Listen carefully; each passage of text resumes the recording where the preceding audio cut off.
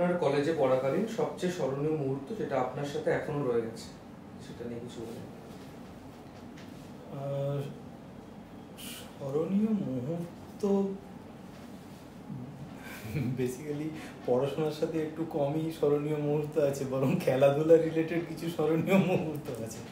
আমি মানে কলেজে ঢুকে যদিও খেলাধুলাটা খুব কম করেছি, কিন্তু তার আগের পর্বে খেলাধুলা করতাম, তো তারই কিছু ঝলক আর কি কলেজ পর্বেও খানিকটা ছিল। তাতে মনে আছে যে ধরো ওই আমাদের ইউনিয়ন রুমে একখানা ক্যারম বোর্ড রাখা থাকতো, সেখানে মাঝে মাঝে খেলা হতো। আমি কম খেলতাম, কিন্তু এরকম একবার হয়েছিল যে মানে আমি এবং আমার পার্টনার আমরা খেলছি, আর উল্টো দিকে অন্য দুজন খেলছে। নিয়মটা ছিল যে বোর্ডটা জিতবে সেই কন্টিনিউ করবে, অন্য পার্টনারটা চেঞ্জ হয়ে যাবে। তো একটানা 7-8টা বোর্ড খেলেছিলাম মনে আছে, অন্যদিকে ক্রমাগত চেঞ্জ হচ্ছিল, এবং তার মধ্যে একটা বোর্ড আমি স্ট্রাইক দিয়ে শুরু করেছিলাম এবং একবারেই শেষও করেছিলাম। এরকম একটা ব্যাপার মনে আছে আর কি। পড়াশোনা একটু ফাঁকিবাজি ছিলাম, ফলে সেটা নিয়ে তেমন কিছু স্মরণীয় মুহূর্ত নেই, বরং ভুলে যাওয়ার মুহূর্ত অনেক আছে আর কি। আচ্ছা স্যার, আরেকটা প্রশ্ন হচ্ছে, কলেজে ক্লাসের শেষে আপনারা বন্ধুদের সাথে কি করে সময় কাটাতেন? আমি খুব একটা বন্ধুদের সাথে সময় কাটাতাম না। আমি ক্লাস শেষ হলেই কেটে পড়তাম, কেননা আমার ফিল্ম দেখার থাকতো। আমি ক্লাস শেষ হলেই নন্দন চত্বর, একাডেমি, গোর্কি সদন,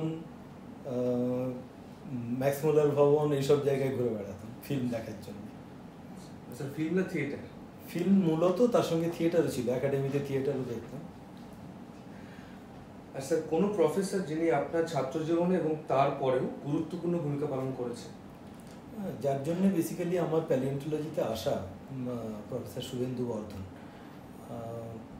অবশ্যই একটু বায়োলজি ঘেঁষা জিনিসপত্র আমার আরও আগের থেকেই পছন্দের ছিল, কিন্তু ওই শুভেন্দুবাবু যখন প্রথম প্যালিওন্টোলজির ক্লাস নিতে শুরু করলেন, that attracted me a lot.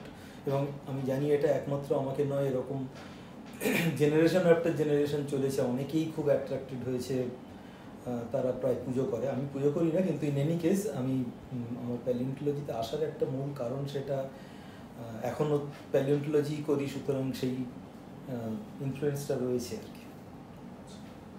R sir, আপনার প্রেসিডেন্সির এই দীর্ঘ সময়কালে ডিপার্টমেন্টের স্টুডেন্টদের এবং ফ্যাকাল্টিদের মধ্যে যে ইউনিটি সম্বন্ধে আপনার কি মনে হয়? ফ্যাকাল্টিদেরটা থাক, আমি স্টুডেন্টদেরটা বলি। এমনিতে যেহেতু সবাই এটা জানো, মানে যেহেতু এটার ওই ফিল্ড ওয়ার্কের একটা ব্যাপার রয়েছে, এক নম্বর তো টিচারদের সঙ্গে স্টুডেন্টদের একটা ভীষণ মানে ঘনিষ্ঠ সম্বন্ধ তৈরি হয়ে ওঠে। এবং শুধু যদি স্টুডেন্টদের মধ্যে ভাবি, স্টুডেন্টদের মধ্যেও একটা ইউনিটি তৈরি হওয়ার একটা বড় কারণ হচ্ছে এই ফিল্ড ওয়ার্ক। তার পাশাপাশি অবশ্যই বিভিন্ন যে সোশ্যাল এবং খেলাধুলা রিলেটেড প্রোগ্রামগুলো তোমরা অর্গানাইজ করো, সেগুলোও একটা বড় ফ্যাক্টর। যেটা হয়, ধরো ফিল্ড ওয়ার্কে তো একটা ব্যাচ যাচ্ছে, ফলে আমি যদি সেটাকে একটা স্ট্র্যাটিগ্রাফিক লেয়ার ভাবি, তাহলে সেই স্ট্র্যাটিগ্রাফিক লেয়ারটা তো ইউনিফাইড হবেই, কিন্তু অ্যাক্রস দ্য স্ট্র্যাটিগ্রাফিক লেয়ার্স অন্তত 5টা ব্যাচ, আসলে 5-এর বেশিই হবে, ওপর নিচে আরও কন্টিনিউ করতে থাকে, তাদের মধ্যেও একটা ভালো ইউনিটি, দ্যাট ইজ আমি ভার্টিক্যাল বলবো স্ট্র্যাটিগ্রাফিক সিকোয়েন্সের রেসপেক্টে, ভার্টিক্যালিও প্রায় ইউনিফর্ম লিথোলজি কন্টিনিউ করতে থাকে। হ্যাঁ, সেটার মূল কারণ এই একটা ফিল্ড ওয়ার্ক, আর একটা হচ্ছে তোমরা যে সমস্ত বিভিন্ন প্রোগ্রাম অর্গানাইজ করো, পার্টিকুলারলি রিসেন্ট টাইমস, মানে এই তোমার জিওলজিক্যাল ইনস্টিটিউট আর কি, জিওলজিক্যাল ইনস্টিটিউট থাকার আগেও তো প্রোগ্রাম অর্গানাইজ ছাত্ররা করতো, সেই সূত্রে ওই অ্যাক্রস দ্য ব্যাচ এক ধরনের ইন্টারঅ্যাকশান হতো আর কি। তার ফলে ইউনিটি ব্যাপারটা জিওলজি ডিপার্টমেন্টের স্টুডেন্টদের মধ্যে বরাবরই, মানে সে আমরাও যখন ছাত্র ছিলাম তখনও ছিল, এখনও তাই আছে। স্যার, আপনার কলেজের সময় কোনো পার্টিকুলার ব্যাচমেট সম্বন্ধে যদি কিছু বলেন, যিনি আপনাদের ফিল্ড ওয়ার্ককে আরো মজাদার বানিয়ে তুলত?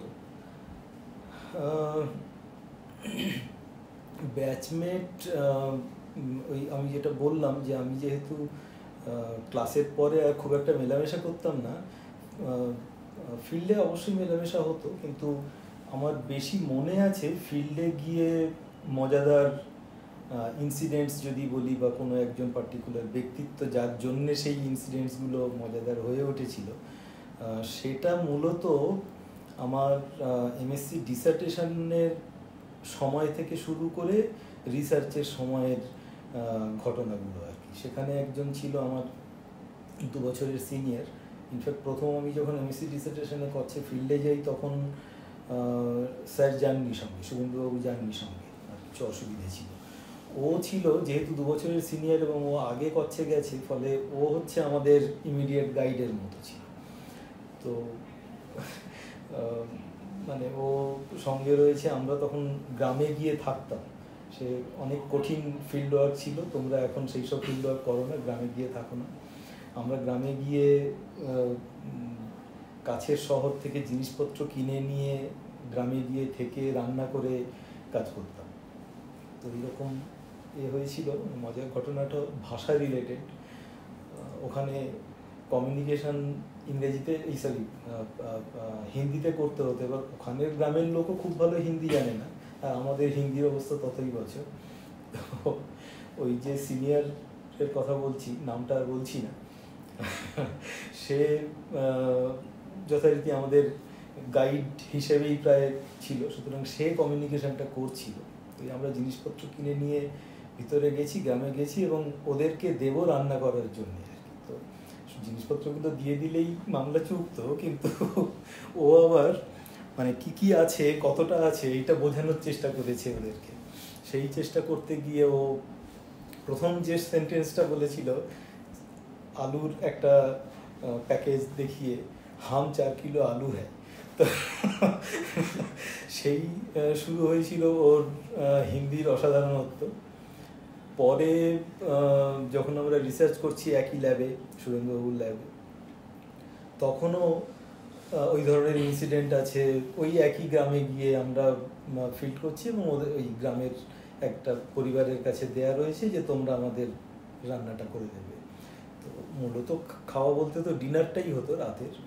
তো একদিন এমনি ভেজ টেজ হতো, কিন্তু ওখানে একদিন আর কি ডিম খাওয়া হবে। তো ডিমের রান্না করতে বলা হয়েছে। ওই আমাদের সিনিয়র ওই ছেলেটি সে গিয়ে বুঝিয়ে এসছে আর কি কীভাবে ডিমের রান্না করতে হবে। তো তারপর রাত্রে খাবারটা এসছে, থালায় ভাত, তার উপরে ডিমের ঝোল ঢালা হচ্ছে। ডিম আলু ঝোলটা নিয়ে ঢালা হলো, দেখা গেল ডিমটা ভাতের উপর থেকে গড়িয়ে গিয়ে থালার সাইডে গিয়ে ঠক করে আওয়াজ হলো। বোঝা গেল যে ডিমটা রান্না করেছে ওর যে ইনস্ট্রাকশন, তাতে ডিমটার খোসা ঝাড়ানো হয়। তো এই ধরনের ইনসিডেন্ট লেগেই থাকে। প্রথমবার যখন আপনি প্রেসিডেন্সিতে ক্লাস করতে ঢুকেছিলেন প্রফেসর হিসেবে, তখন আপনার অভিজ্ঞতা কেমন ছিল? প্রেসিডেন্সিতে আমি এলাম, তার আগে তো আমার প্রায় 8.5 বছরের টিচিং এক্সপিরিয়েন্স হয়ে গেছে দুর্গাপুরে। ফলে প্রেসিডেন্সিরও আগে দুর্গাপুরে আমি যেদিন প্রথম ক্লাস নিতে ঢুকি, সেই দিনের কথা যদি বলি, বেসিক্যালি দুর্গাপুর গভর্নমেন্ট কলেজে আমি যখন কাইন্ড অফ অ্যাডমিশনই বলো আর কি, জয়েন করতে যাই অ্যাপয়েন্টমেন্ট লেটার নিয়ে, তখন ডিপার্টমেন্টে গিয়ে আমার প্রথম একজনের সঙ্গে দেখা হয়েছিল। একটু বেশি সকাল সকাল গিয়ে পৌঁছেছি, ডিপার্টমেন্টে খুব বেশি লোক নেই, সেই ছেলেটি গেটের সামনে দাঁড়িয়ে আছে। তো আমি তাকে কিছু একটা জিজ্ঞাসা করেছি।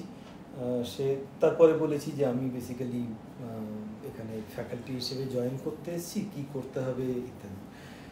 ওর প্রথম এক্সপ্রেশন ছিল, ও স্যার, এইরকম। তো আমি অ্যাকচুয়ালি তার আগে ভেবেছিলাম যে ও ওই ডিপার্টমেন্টে কাজ করে এবং আমার থেকে সিনিয়র। তো এর সঙ্গে আমার প্রথম মোলাকাত হয়। তো এটা তো গেল ক্লাসের বাইরে। ক্লাসে যেদিন প্রথম গেলাম, আমার যথেষ্ট টেনশন হচ্ছিল, সেটা স্বীকার করে নেওয়া ভালো। কিন্তু সেই টেনশনটা মানে ওখানে স্টুডেন্টরা খুব ওবিডিয়েন্ট টাইপ আর কি। তো ফলে সেই টেনশনটা মিনিট 10-এর মধ্যেই আমার কেটে গেছি। তারপর থেকে যথেষ্ট ফ্লুয়েন্ট হয়ে যায়। এবার ওখান থেকে আমি যখন প্রেসিডেন্সিতে আসি, আমার এক্সপিরিয়েন্স থাকা সত্ত্বেও, আফটার অল ওটাকে যদি আমি একটু সাবার্ব এরিয়া বলি, এইটা একদম মেট্রোপলিসে এসে একটা খুব বিখ্যাত ইনস্টিটিউট, সেখানে ক্লাস নিতে ঢুকছি। তার আবারও প্রথম ক্লাস নিতে ঢুকে আমার খানিকটা টেনশন হচ্ছিল, ওইটার মতো অত বেশি নয় কিন্তু টেনশন হচ্ছিল। আমি আমার একটু পছন্দের সাবজেক্ট বাইভালভে ফাংশনাল মরফোলজি সেখানে ঢুকে পড়েছিলাম। যেটা হলো এখানেও অন্তত সেই ব্যাচটি খুবই ভালো ছিল। তো একজন, তার সেই ব্যাচের একজনকে তোমরা সবাই অন্তত নাম শুনবে, সে হচ্ছে বিক্রম বিশাল, যে বম্বেতে আছে এখন। তো আমি ওই বাইভালভের মানে ওদেরকে জিজ্ঞাসা করেছিলাম ওদের কী কী হয়েছে না হয়েছে, তাতে দেখা গেছিলো যে বাইভালভের ফাংশনাল মরফোলজি ওরা সেরকম জানে না। So I started to discuss bivalve functional morphology. And তারপর যেটা হয় সেটা হচ্ছে যে আমি ওই মানে আমার পছন্দের সাবজেক্টে ঢুকে পড়েছি, যেহেতু আমি ফ্লুয়েন্টলি বলতে থাকি এবং আমি জানি যে একদম ওই ক্লাসেই না হলেও পরে আমি অন্যদের কাছ থেকে ফিডব্যাক পেয়েছি যে দ্যাট ক্লাস ওয়াজ সুপার। ফলে খুব বেশি ঝামেলা হয়নি আর কি। আচ্ছা, এখনকার সময়ে কলেজের পরীক্ষা এবং আপনাদের সময়কার পরীক্ষার সিচুয়েশনের মধ্যে কি পার্থক্য? পরীক্ষার মধ্যে কোনো তফাৎ নেই। সব সব আমাদের সময়ও আমরা একটু এদিক ওদিক তাকাতাম, এখনও তাকাই। আর যারা আমরা একটু ভীতু টাইপ ছিলাম আর যারা একটু বেশি সাহসী, তারা চিট নিয়ে তখনও আসতো, এখনও আসে। সারা বছর পড়ে না, পরীক্ষার আগের দিন ওইটার পিছনে সময় দেয়, পড়াশোনার পিছনে সময় দেয় না। এ বরাবর ছিল, এখনও আছে, কিছু তফাৎ নেই। জিআই নিয়ে যদি কিছু বলেন। হ্যাঁ, জিওলজিক্যাল ইনস্টিটিউট তো একটা খুব ইউনিক অর্গানাইজেশন, ইউনিক এন্ডেভার। আমি জানি না পৃথিবীর অন্য কোথাও আছে কি না যে এরকম এন্টায়ারলি রান বাই স্টুডেন্টস একটা বডি, এবং তারা প্রতি বছর এতগুলো প্রোগ্রাম অর্গানাইজ করে, নানা রকমের টক, পার্টিকুলারলি ভূবিদ্যার মতো একটা সেমি টেকনিক্যাল একটা জার্নাল পাবলিশ করা হচ্ছে প্রতি বছর। মাঝখানে বন্ধ ছিল, কিন্তু প্রফেসর জয়দীপ মুখোপাধ্যায় যতদূর মনে পড়ছে ওনার সময়, ওনার হেডশিপে আবার রিভাইভড হলো। তারপর থেকে তো খুবই ভালো কাজ করছে, এরকম দেখা যায় না আর কি। পৃথিবীর কোথাও অন্য কোথাও আছে কি না জানি না, কিন্তু যে কাজটা হচ্ছে সেটা অসাধারণ। আর স্যার, একটা যদি ছোট মেসেজ দেন 28শে ডিসেম্বর যে রিউনিয়নটা হচ্ছে, তাই হ্যাঁ, রিউনিয়ন তো হওয়া ভালো, কেননা আগের ছাত্রদের সঙ্গে এখনকার ছাত্র এবং ফ্যাকাল্টিদের একটা এক জায়গায় হওয়ার ব্যবস্থা। অনেক জায়গায় এটা খুব রেগুলার ইন্টারভ্যালে হয়, যেমন যাদবপুর ইউনিভার্সিটিতে। আমাদের সেটা অতটা রেগুলারলি হয় না, তাতে খুব ক্ষতি হয় এরকম নয়।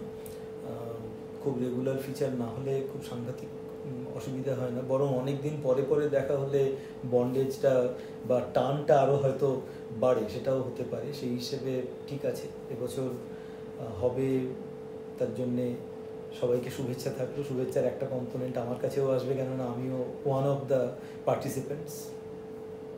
Thank you sir.